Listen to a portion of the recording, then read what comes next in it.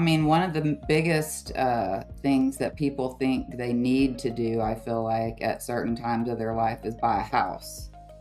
So that's like one of the first things I think that's also so personal and depending on where you are in life and your finances. And a lot of people think, well, so and so has had bought a house 2 years ago. We should be in a house by now because we're 30 or something like that. But And I think people really felt that when, um, interest rates were low and it was cheaper to buy than rent. And people were like, oh, we're just throwing away money.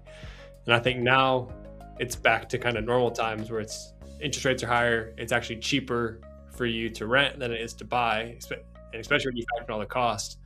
And so maybe that's a little bit easier for people to stomach. But I don't think there's any. I mean, I think the right time to buy a house is one, if you ever even want to buy a house. I think some people are just okay renting, and when you have storms like we're having here, I think it seems like reasonable for that to be your case, because you're like, well, then you have to deal with anything. It's the landlord's issue to deal with any major problems that go wrong.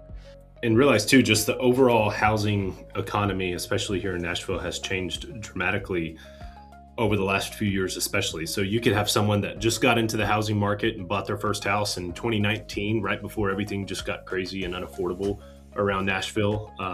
And I was looking up a chart real quick because I know it's been dramatic over the last few years, but the median age, so your average age, kind of the average age of all home buyers. So this takes repeat home buyers,